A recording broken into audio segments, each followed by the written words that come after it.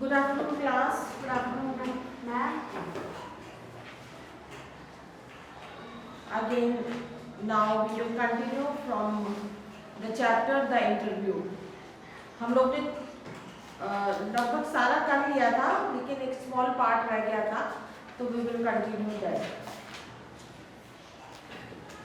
Mukund, talking about novels, from being a famous academic, he went on to becoming spectacularly famous after the publication of The Name of the Rose. You have written 5 novels against many more scholarly work of non-fiction, at least more than 20 of them. अब ये मुकुंद जो question कर रहे हैं ना, he is the interview taker and the one who gives the interview, he is known as an interviewee, double E लग जाएगा आगे.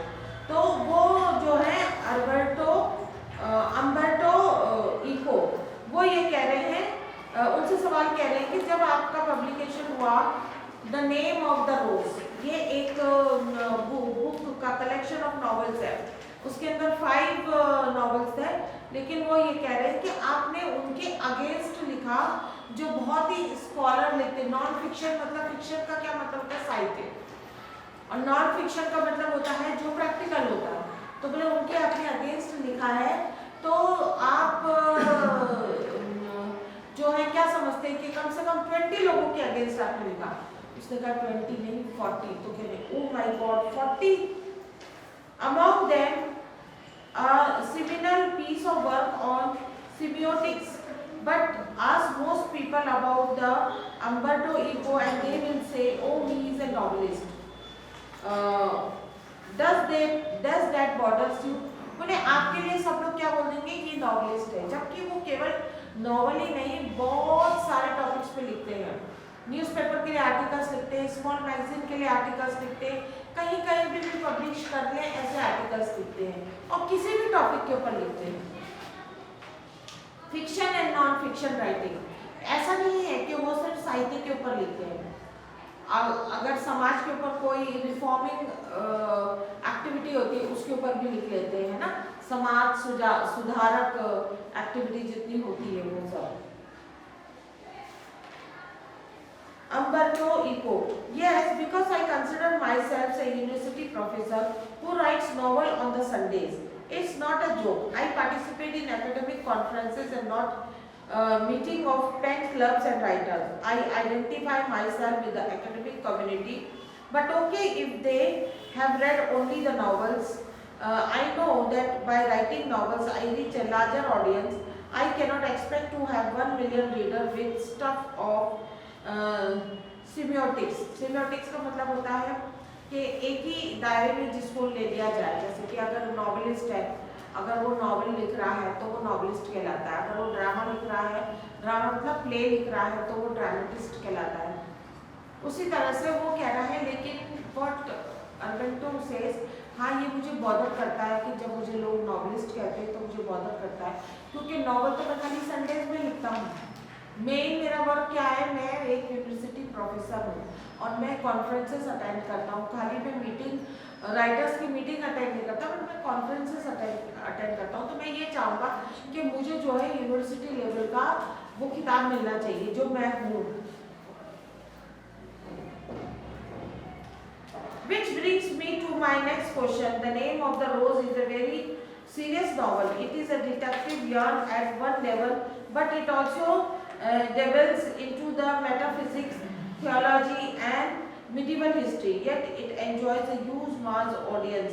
Were you puzzled at all by this? तो कहने लगा ये जो आपने नॉवल लिखी है द नेम ऑफ द रोज, बोले ये एक मिक्सचर है सब चीज़ों का. इसमें थियोलॉजी भी है. इसमें थियोलॉजी का मतलब होता है स्पिरिचुअलिटी, ईश्वर की भक्ति वगैरह के बारे में. तो ये सब चीज़ें उसमें है और इसमें एक ड्रामा भी है. तो बोले आपको कैसा लगता है कि ये जो चीज़ है इसमें बड़ी मुश्किल आई होगी आपको लिखने में? No, journalist are puzzle. बोले मैं नहीं पजल होता, जर्नलिस्ट हो जाते, मतलब तुम्हारे जैसे लोग पजल हो जाएंगे, मैं नहीं. And sometime publishers, and this is because journalist and publisher believe that people like trash and don't like difficult reading experiences.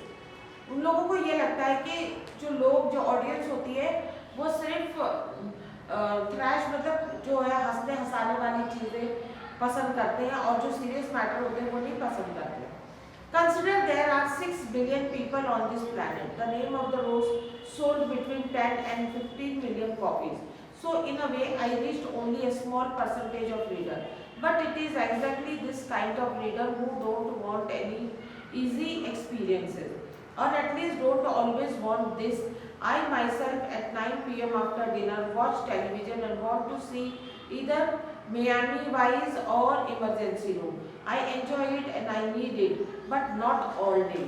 बोले जो लोग रीडर होते हैं, जो ऑडियंस होते हैं, वो अपने आप को रिलैक्स कर, पहले के ज़माने में बहुत ज़्यादा टीवी, बहुत ज़्यादा ये नहीं हुआ करता था, तो लोग क्या करते थे, रीडिंग को एंजॉय करते थे। टीवी अगर आता था तो वो भी टाइमली आता था, मतलब 10 बजे तो टीवी बंद हो जाता था। तो लोग क्या करते थे ना, फिर वो अगर उन्हें नींद नहीं आ रही है तो वो जो है रीडिंग एंजॉय करते थे। और हमेशा it was almost everybody use to read before sleeping. जब वो रीड करके सोते हैं ना तो उनकी माइंड में जो है ना अच्छी अच्छी चीज़ें रहती हैं, दिमाग में अच्छी चीज़ें रहती हैं और नींद भी अच्छी आ जाती है। तो कहने लगे मैं खुद भी जो हूँ टेलीविज़न में ना ये सब कुछ नहीं देखना चाहता कि बिल्कुल मस्करापन, वो नहीं देखना चाहता। Would the huge success of the novel have anything to do with the fact that it dealt with a period of medieval history? That बोले आपने इसमें medieval history का भी कुछ जिक्र करा है, क्या ये नॉवल में जरूरी था डालना? क्या वो ऑडियंस का कोई मतलब है ये सब पढ़ने के लिए? That's possible, but let me tell you another story because I often tell stories like a Chinese wise man. My American publisher said while she loved my book, she didn't expect to sell more than the 3,000 copies in the country, where nobody has seen a cathedral or study Latin. So I was given an advance of 3,000 copies, but in the end it sold 2 or 3 millions in the US. पहले उसकी जो एक fan थी, उसने publisher थी, वो कहती थी कि मैं तुम्हें 3,000 कॉपीज का ऑर्डर देती हूँ, कुछ अच्छा तुम लिखो और उसको मैं पब्लिश करूँगी। और जब वो पब्लिश करके लेकर आया तो मैंने ले लिया था, क्योंकि बहुत सारे कैथेड्रल का मतलब होता है ईश्वर की भक्ति से रिलेटेड जो जो चीज़ें होती हैं वो, और दूसरा क्या था, लैटिन, स्टडीज ऑफ लैटिन, क्योंकि वो वहाँ के रहते हैं तो लैटिन लैंग्वेज में है ना बहुत सारी बाइबल वर्सेस वगैरह जो भी होती थी ना वो लैटिन लैंग्वेज में लिखी होती थी, तो उसको पढ़ना, उसको जानना, ये सब कुछ ना वो उसने अपने नॉवल में क्लियर करा था, जिसकी वजह से वो नॉवल जो है 3,000 नहीं बल्कि 2 से 3 मिलियन नॉवेल सेल हुई। A lot of books have been written about the medieval past far behind before me.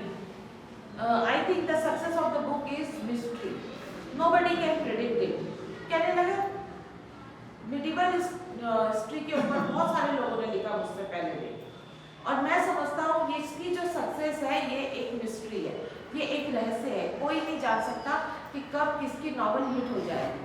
कभी कभी इस एडिशन में हिट नहीं हुई है और वो कुछ सालों बाद अगर निकल के आती है तो वो हिट हो जाती है ना। तो it depends upon the reader who likes it और don't like it. I think if I had written the name of the rose 10 years earlier or 10 years later, it wouldn't have been the same. Why it works at the time is the mystery. बोले अगर मैं जो मैंने novel पढ़ा लिखी है, अगर मैं ये पहले लिखता 10 साल और या 10 साल बाद में लिखता तो शायद इतना उसको वो नहीं मिलता था। ये एक परफेक्ट टाइम होता है जिस टाइम पे वो चीज़ें जो है ग्रो कर जाती है और वो फेमस हो जाती है। So this was the interview which it is published, and now what is the interview और इंटरव्यू कैसे लिया जाता है, what points should be considered while taking the interview, ये सब हम लोगों ने फर्स्ट पार्ट में पढ़ा। और जो सेकंड पार्ट था उसमें उसने ये बताया कि मैं कैसे इंटरव्यू कर रहा था। So do the question answers। हम लोग सेकंड, अभी तो टाइम है बहुत, हम लोग नेक्स्ट चैप्टर भी स्टार्ट कर देते हैं, फिर हमारा जो है ये प्रोज कंप्लीट हो जाएगा।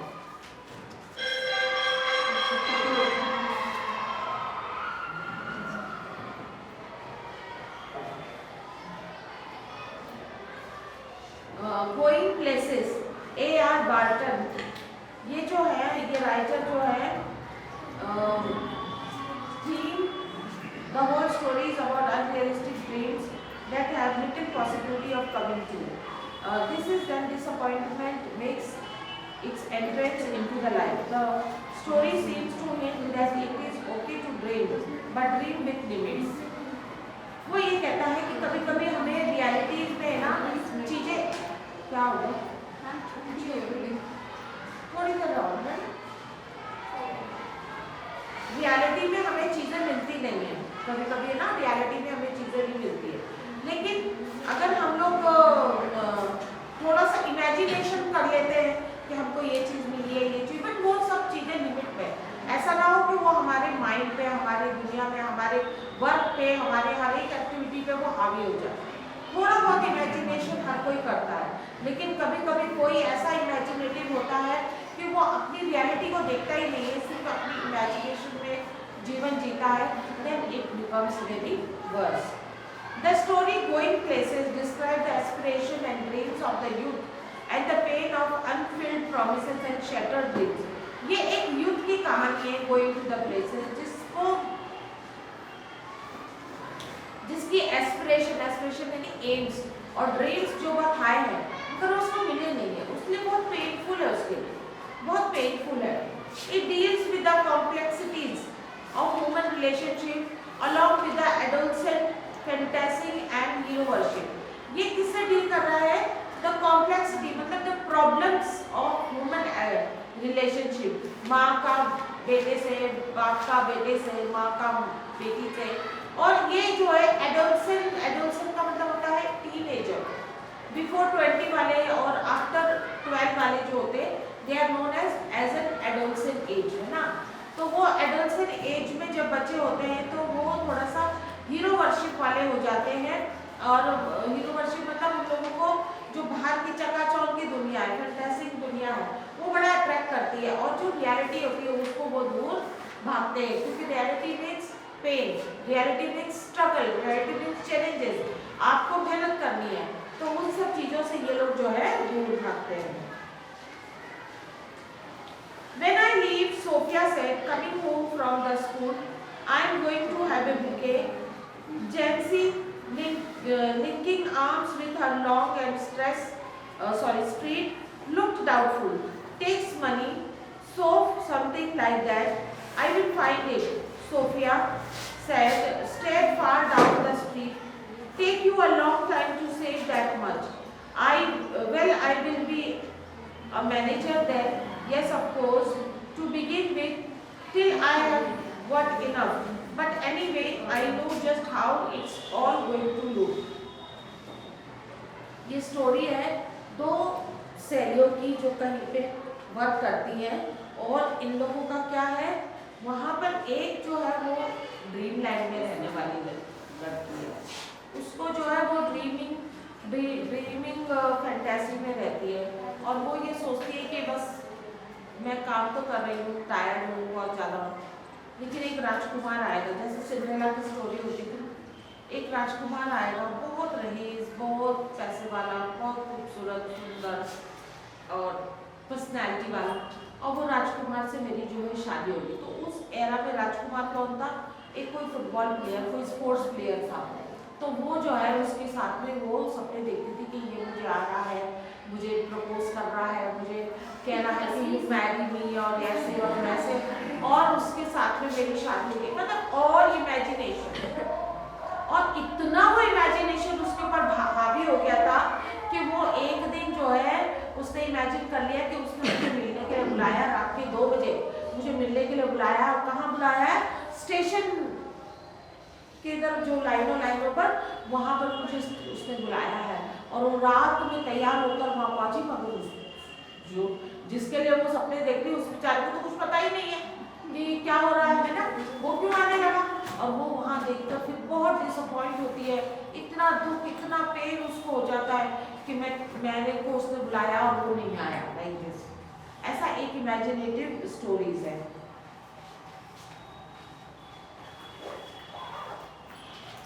I will be like Mary Quant, Sophia said. I will be natural.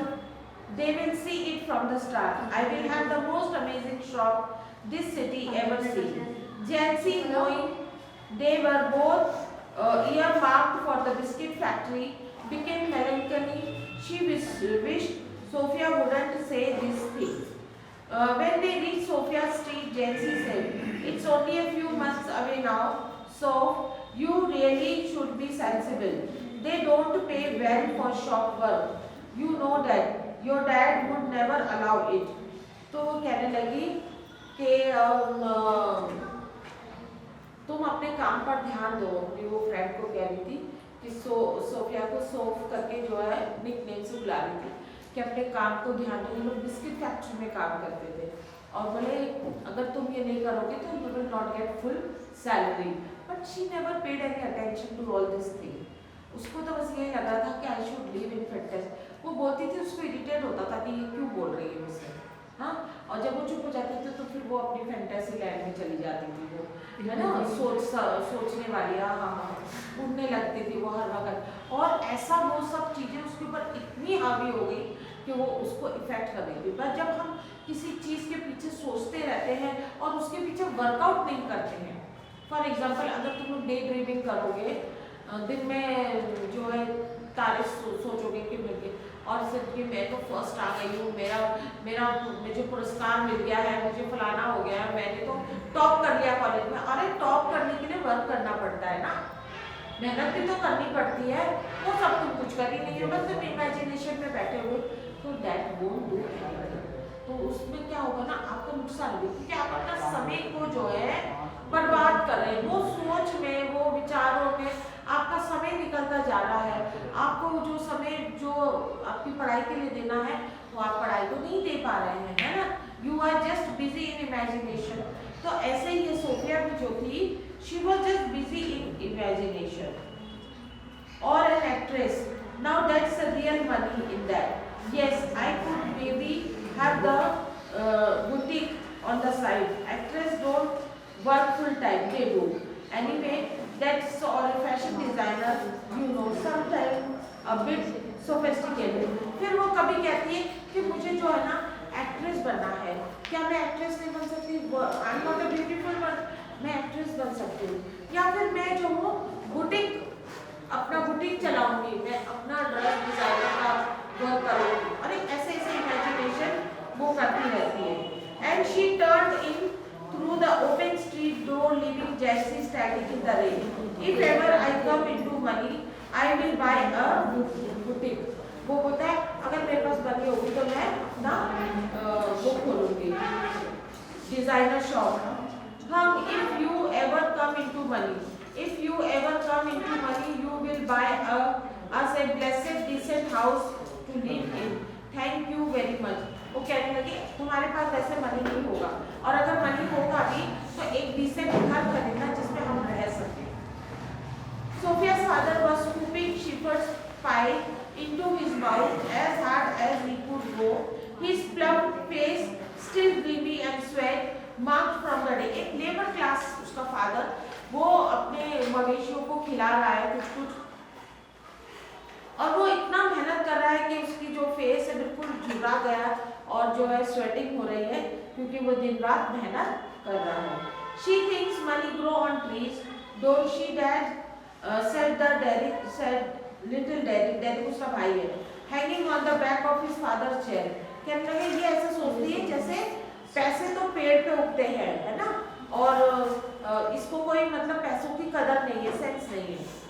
Their mother sighed, उसकी मम्मी बोली हाँ you are right, she thinks like this only. Sophia washed her back, stooped over the sink and wondered as the incongruity of the delicate bow which fastened her apron string, the delicate seeming bow and the crooked back. The evening had already backed in the windows and the small room was steamy from the stove and clustered with the heavy breathing man in his vest at the table and the dirty washing piled up in the corner. Sophia felt a tightening in her throat. She went to look for her brother Geoff. और फिर क्या होता है, जैसे उसके घर का condition बताया, तो इतने गरीब है, एक तरफ उनका जो है ग्रैंड पेरेंट होंगे, कोई जो खास रहा है, और एक तरफ वो जो है उन्होंने सिगड़ी लगा रखी जिससे काला काला धुआं हो गया। मतलब एक गरीबी का पूरा घर कैसा होता है वो माहौल वहाँ पर उसको ने दिखाया। जैसे हम अगर विलेज का घर देखेंगे तो एक तरफ चूल्हा जल रहा है और एक तरफ ये हो रहा है, एक तरफ मवेशी बंधे हुए हैं, है ना, तो वो खांसती हुई गुड़िया जरूर दिखाएंगे, है ना। ऐसा सा उनके घर का भी सीन ऐसा दिखा था। He was kneeling on the floor in the next room, tinkering with the part of his motorcycle over some newspapers spread on the carpet. He was 3 years out of school, an apprentice mechanic, traveling to his work each day to the far side of the city. ये उसका जो भाई है वो motorcycle का कुछ काम कर रहा है और 3 साल हो गए वो स्कूलिंग करके बैठा है, लेकिन अप्रेंटाइज का मतलब था ट्रेनिंग। जैसे कोई भी आप एक ट्रेनिंग कर रहे हैं, जैसे मैकेनिक की ट्रेनिंग करते हैं, फिर उसके बाद उसकी वो करनी पड़ती है ना, आज की डेट में उसको क्या बोलते हैं, अप्रेंटाइज को क्या बोलते हैं, इंटर्नशिप। नाम सुना होगा ना, इंटर्नशिप बोलते हैं ना। ये पहले इसको अप्रेंटाइज बोलते थे। क्यों? क्योंकि डिग्री लेने से पहले थोड़ा टाइम वर्क करना है, प्रैक्टिकल वर्क करना है, जिसकी वजह से आपको उसकी पूरी नॉलेज होती है। जैसे कि नर्सिंग हो गई, नर्सिंग करने के बाद आप लोगों को क्या करेंगे, 2 इयर्स की तो क्लासेस होती है, सब होती है, उसके बाद आपको अप्रेंटाइज वर्क दे देते हैं, यानी आपको हॉस्पिटल में जाकर वर्क करना पड़ता है। तो ये सब आजकल क्या बोलते हैं, उसको इंटर्न बोलते हैं, internship.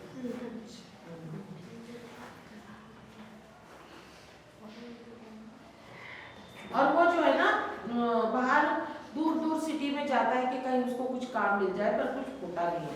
He was almost grown up now and she suspected area of his life about which she knew nothing, about which he never spoke. He said little at all, ever voluntarily. बहुत कम बोलता था, ज़्यादा वो किसी से अपनी चीज़ों को, अपनी प्रॉब्लम को डिस्कस नहीं करता था। Words have to be prized out of him like stones out of the ground and she was jealous of his silence. उसको इसके ना वो इतना गंभीर है, सीरियस है, अपने काम को लेके वो मैटरफुल है, तो वो बहुत ज़्यादा jealous होती है इसके बारे में। When he wasn't speaking, it was as though he was away somewhere out there in the world, in those places she had never been, whether they were only the outlying district of the city or places beyond in the surrounding country. Who knew? They attended a special fascination simply because they were unknown to her and remained out of her reach. उनको कुछ पता नहीं था इसके बारे में ना, कि वो बिल्कुल इससे अलग थलग रहते थे, क्योंकि उसमें इसकी मेंटलिटी के बारे में, इसकी फैंटेसी के बारे में उन लोगों को ज़्यादा कुछ पता नहीं था।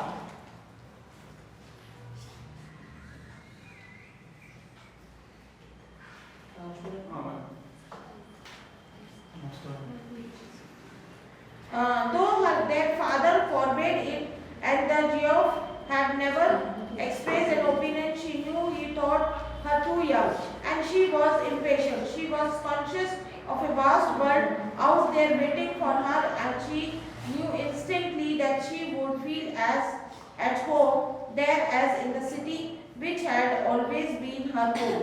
उसको बहुत ये लगता था कि मेरे भाई की जो है सिटी में कोई जॉब तो नहीं लग रही है, कुछ लग रही है, क्योंकि उसको भी सिटी में जाने का बहुत इच्छुक थे, बहुत एक्साइटमेंट था उसको। It is expectantly awaited her arrival. She saw herself riding there behind Geoff. He wore new shining black leather and she is a yellow dress with a kind